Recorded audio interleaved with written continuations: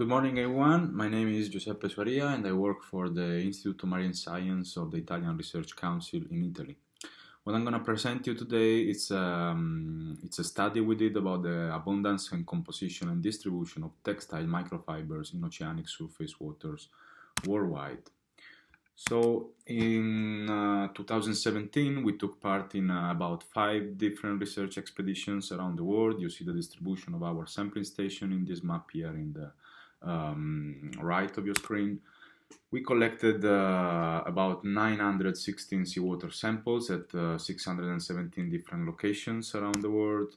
We mainly collected these samples using collecting bulk water samples with a stainless steel bucket, but we also collected about 200 paired subsurface samples from the underway ship water intake. The sampling was made from the bow during navigation, so that we would make sure that we would sample seawater which was undisturbed from the passage of our ship, and so we would avoid contamination from our own research vessel. Then in the onboard laboratory, we vacuum filtered or gravity filtered all these samples through different mesh filters and stored them in the freezer. Contamination, as you may know, is a serious issue when doing microfiber research, so we would make sure to limit the contamination by always rinsing 3 times in seawater the bucket before sampling, by always rinsing all our sampling equipment and labware with the filtered water before using it, and all samples and sampling equipment were all kept covered most of the times during sampling processing. We also tried to estimate the levels of contamination during our entire sampling procedures. So we did area control samples by exposing clean filters to the open air during sampling and laboratory procedures. And these samples showed a contamination level of about 2 fibers per hour and median 1 fiber per hour, so generally low contamination level given that processing took about 5-10 minutes per samples, so about 0.2-0.3 fibers per sample. We also did procedural blanks by filtering 10 liters of ultra-pure millicube water using the same equipment we will use for sampling, and these showed some greater contamination risk, but was still significantly lower than environmental concentration. This contamination level was about 1 fiber per liter and median 0.65 fibers per liter. So what we did is that we corrected our entire data set. We reduced all the samples by 1 fiber per liter, so we will make sure to take into account our own contamination levels. In the laboratory, we counted all fibers at the stereo microscope using standardized criteria, and all fiber concentration were computed according to the volume of water we samples, and we expressed the concentration in fibers per liter. Then we took a random subset of all the fibers we counted, of about 2,135 fibers. About 10 fibers per samples were randomly picked up from the filters and analyzed with the micro-ACTIR. We also measured before the analysis the fiber length and the diameter of all the fibers using the digital image collected by the instruments. And then we classified all the fibers we analyzed as being synthetic, animal fibers like wool or zinc, or cellulosic fibers, both natural and man-made cellulose such as rayon and viscose. We also applied some correction factors to our dataset. The first correction factor we applied was for the mesh size, because we soon realized that fine filters tend to capture more fibers than coarse filters. So we estimated some very crude retention coefficients for all different mesh sizes, and we applied this correction to the entire dataset. And we also realized that surface samples where concentration were much higher than in subsurface samples. So we also applied a correction factor for the sampling depth. And if you're interested to know more about the influence of all these factors on fiber concentration, you can find more information in the paper here. You can find the reference at the bottom of this slide. So, show you some results. We counted an overall total of about 23,593 fibers, with a median number of about 18 fibers per sample.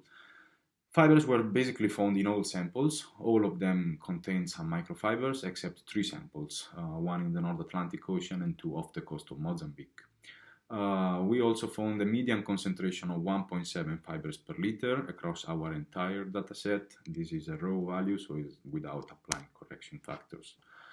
And we have not seen any clear trend in relation to the distance with land, but we saw a negative correlation with latitude. You can see in this graph here, in the left-hand side of this slide, there was a negative correlation, which was a significant correlation going south.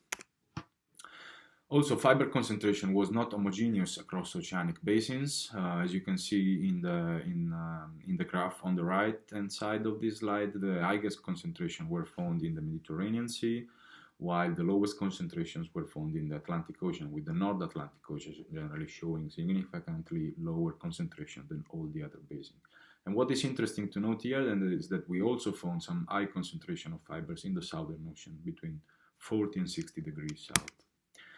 Using the 25 and 75 confidence interval of our entire dataset, we estimated a very raw, very crude global load of fibers in oceanic waters worldwide, and this would be in the range of 0.2, 1.1 per 10 to the 18 floating fibers across all oceanic waters, which in terms of weight will mean that the total amount of fibers is in the range of 86 and 383,000 tons, just in the first meter of water. And it's interestingly this value very, very similar to the most recent estimates of floating plastic in oceanic waters from Eric Van Sebille in 2016, which estimated this, a value which is very similar to what we estimate for microfibers. What you see in this graph instead is the distribution of fiber lengths and diameters. Most of the fibers we extracted from our samples were comprised between 0.6 and 1.7 millimeter.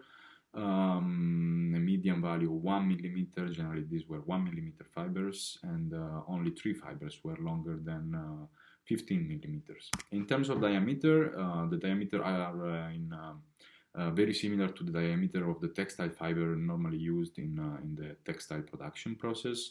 The median value of 16 micrometer, and generally they were between 15 and 20 microns. And the colors, most of them were dark black or light gray. There were also a lot of blue fibers, and then many other colors like red, orange, yellow, and green. It's interesting to see that there were also some differences in significant differences in fiber lengths and diameters across oceanic basins. The fibers in the Mediterranean Sea, you see them in this graph. Fibers in the Mediterranean Sea were significantly longer and thicker than the fibers we found in all the other basins. The fibers from the Southern Ocean were generally shorter than all the other basins. And fibers from the Indian and Atlantic Ocean were of intermediate length and not very different from the others. And also, it's interesting to see that the fibers we extracted from the blanks were generally thinner, but not shorter than those we extracted from the seawater samples. And these are the results of our FTIR analysis on these fibers, and this is probably the most interesting results of our study. Almost 92% of all the fibers we analyzed were natural fibers of animal or plant origin. You see, most of the fibers are non-synthetic fibers. They are largely made of cotton or other cellulosic or wool fibers, while synthetic fibers only accounted for 8.3% of all the fibers we extracted from our samples, with polyester the most abundant polymer, followed by nylon, acrylic, polypropylene, and aramid fibers.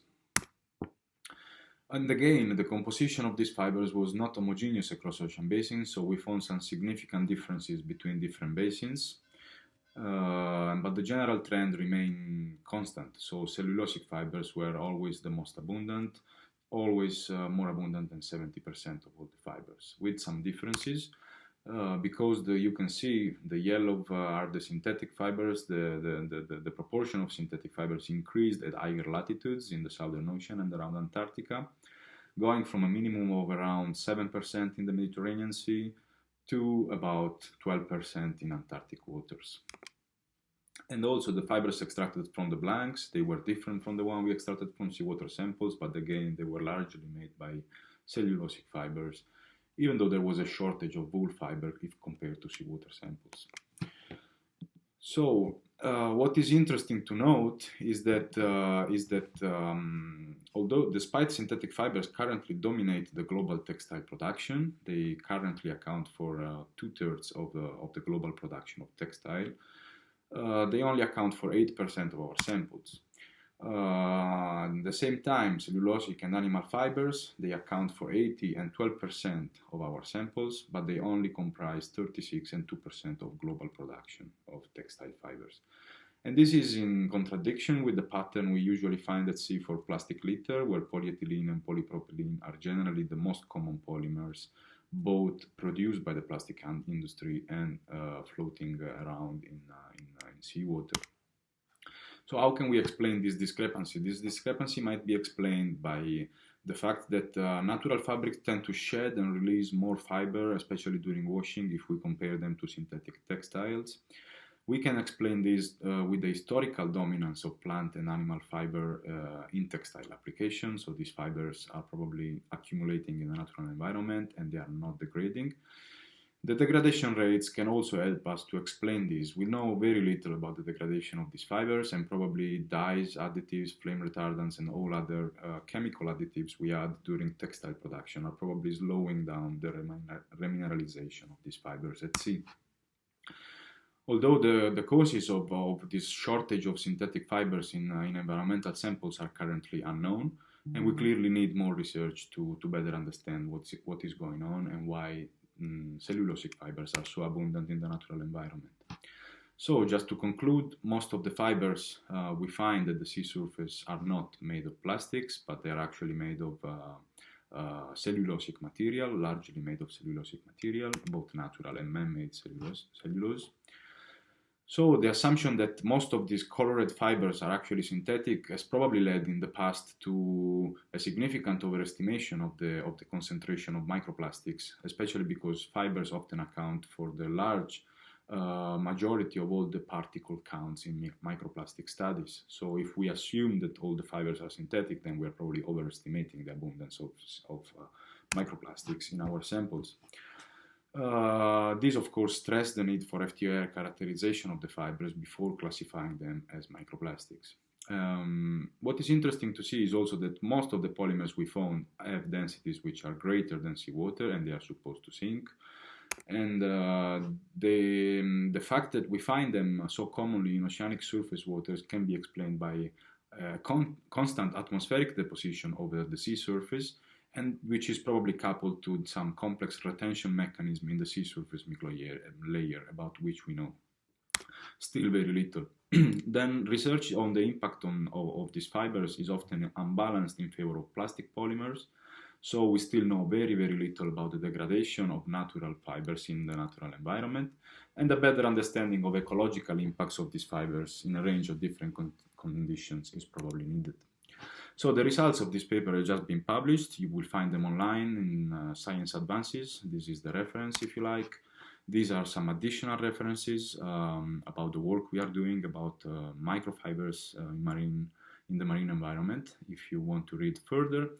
And with this, I am done, and I thank you very much for your attention, and I wish you a very good day. Bye-bye.